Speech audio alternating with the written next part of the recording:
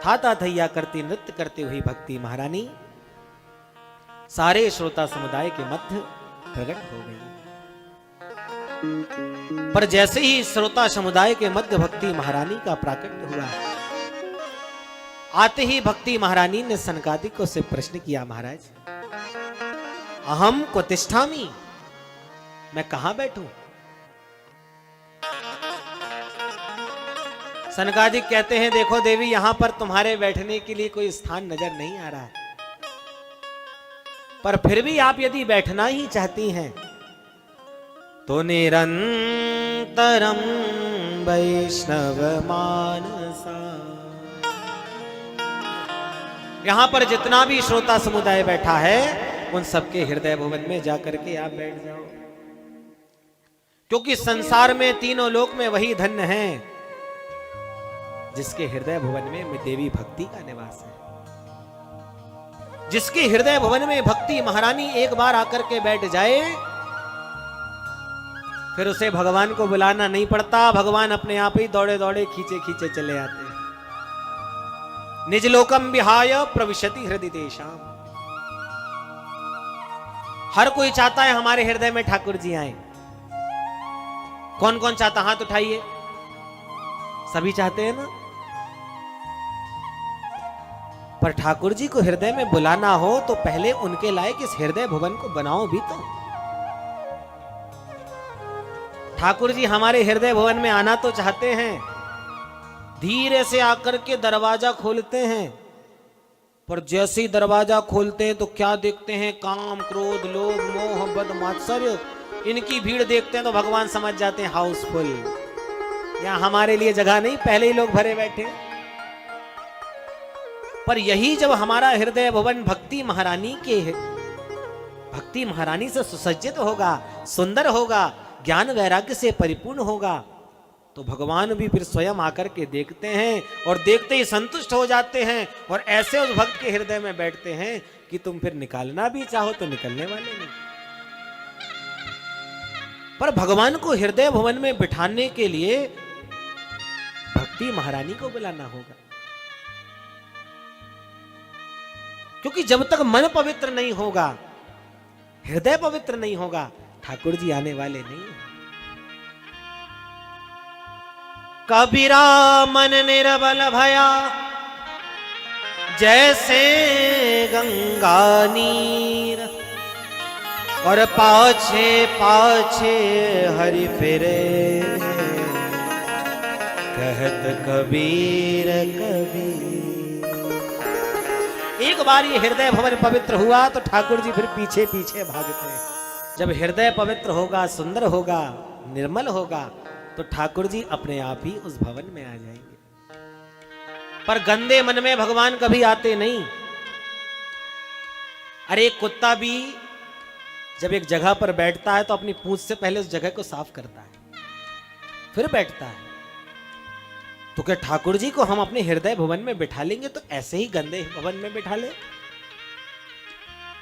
पहले भक्ति महारानी को बुलाओ, उनको अपने हृदय भवन में बिठा करके ये काम क्रोध लोभ मोह आदि को वहां से भगाओ, और फिर देखो ठाकुर जी कैसे आते हैं।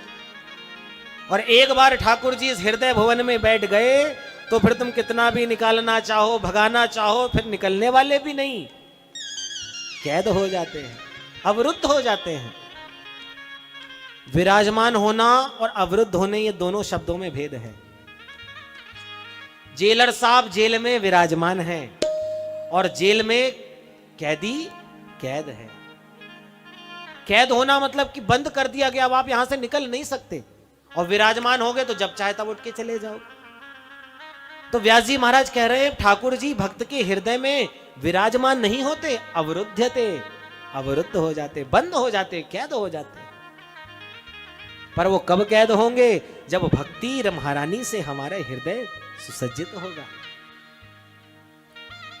और आपको बताऊं, हम जैसे ही कथा में आते हैं, भक्ति महारानी को हृदय में बैठाते हैं, तो भक्ति महारानी को आते देख ये काम क्रोध लोभ मोह मद मात्सर अपने आप ही सब अपने अपने कमरे खाली करके भाग जाते हैं। भक्ति आ गई मतलब भगवान आने वाले, भैया कमरा छोड़ दो नहीं तो अभी हमको परेशान करेंगे। जैसे एक व्यक्ति ने 5 कमरे बनवाए और उन 5 कमरों को किराए से देने के लिए रख दिया। अब जैसे ही किराए से देने के लिए 5 कमरे रखे, पर गड़बड़ी इस बात की हो गई कि वो 5 कमरों में गलत इंसान रहने लगे। पहले में जुआ खेलने वाला रहने लगा, दूसरे में शराब पीने वाला रहने लगा, तीसरे में स्त्रियों का संग करने वाला व्यक्ति रहने लगा, चौथे में हिंसा करने वाला व्यक्ति रहने लगा। अब ये बड़ा परेशान, किराए तो मकान के चल रहे हैं, पर इतने बुरे बुरे व्यक्ति मेरे घर में रह रहे, क्या कहूं। एक कमरा खाली था। एक दिन अपने गुरुजी के पास गया, कहा गुरुजी ऐसे लोगों को मैंने अपना मकान किराए पे दे दिया, खाली करने का नाम नहीं लेते और हरकतें करना छोड़ते नहीं। गुरुजी कुछ ऐसी कृपा करो कि मैं इन पापियों से मुक्ति पाऊं। अचानक उसी शहर में एक नए एसपी साहब आए थे, वो भी गुरुजी के शिष्य थे। गुरुजी को प्रणाम किया, गुरुजी हम इस शहर में नए नए आए हैं, कोई नया कमरा चाहिए किराए से रहने के लिए। गुरुजी कह रही है हमारे चेले का बढ़िया मकान है, एक कमरा खाली है, इसके यहां रह जाओ। अच्छा ठीक है, पहले देखूंगा गुरु। हाँ जाकर के देख लो, यदि जमता है तो ये जो इसके 5वें नंबर का जो मकान खाली है उसमें रह जाना। अब एसपी साहब अपनी गाड़ी लेकर के 4-5 पुलिस वालों के साथ जैसे ही उसके घर में पधारे, तो 4 कमरों में जो बुरे लोग रहते थे, खिड़की से झांक के एसपी साहब आए हैं, यहां रहने वाले 5 नंबर के कमरे में, यदि ये यहां रहेंगे तो हम यहां कैसे रहेंगे। एसपी साहब कमरा देख करके गए ही थे कि चारों मकान मारे किराएदारों ने 4 कमरे खाली कर दिए।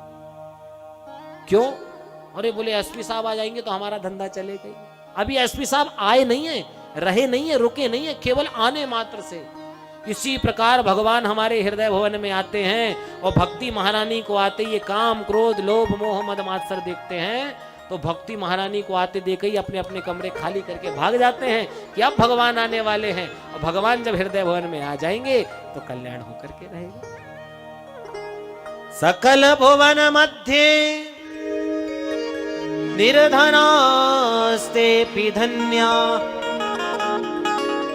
निवसति हृदयेषां श्री हरेर्भक्तिरेका। हरिरपि निजलोकं सर्वथा तो विहाय प्रविशति हृदि तेषां भक्तिसूत्रो